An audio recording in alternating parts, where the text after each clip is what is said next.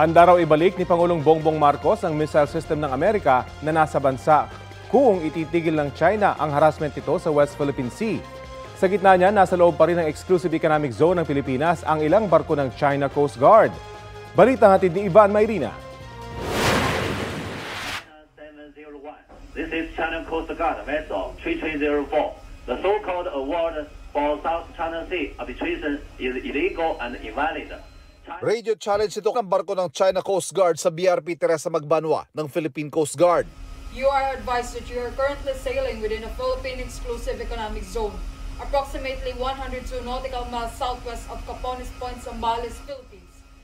Ayon sa PCG, oras-oras pa rin ang radio challenge sa kanilang barko sa mga barko ng China na halos isang buwan ang umiikot at nagtatangkang lumapit sa lalawigan ng Zambales. May 4 na barko ng CCG na paikot-ikot sa Bajo de Masinloc o Scarborough Shoal kasamang kanilang monster ship. Nag-iisa nagbabantay ang BRP Teresa Magbanwa at nagtataboy sa mga barko ng China.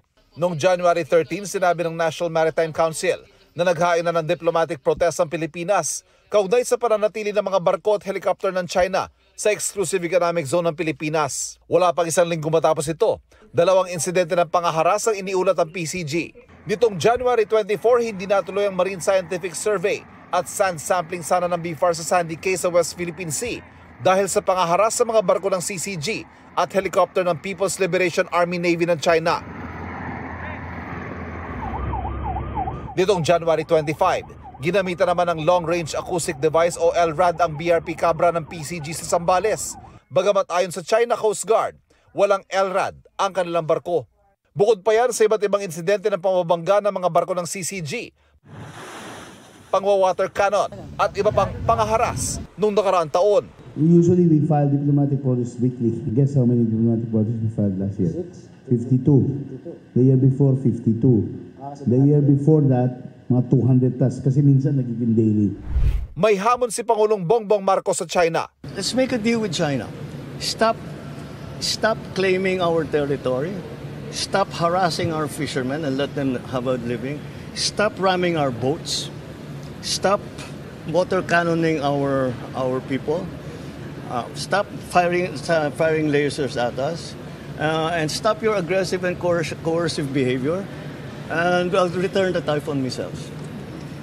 Tigil nila yung ginagawa nila, babalik ko lahat yan. Sinabi ito ni Pangulong Marcos ang tanongin tungkol sa pagkondena ng China sa pananatili ng Typhoon missile system ng Amerika sa Pilipinas. Ilang beses ang umalma ang China sa pananatili ng missile system na kaya magpalipad ng Tomahawk missiles hanggang China at Russia mula sa Pilipinas. I don't understand the comments on the Typhoon missile system. We don't make any comments on their missile systems, and their missile systems are 1,000 times more powerful than what we have. So I don't understand. Wala pang pahayag ang China tungkol dito. Pinakamalaking kaalyado ng Pilipinas sa sigalot sa West Philippine Sea, ang Amerika.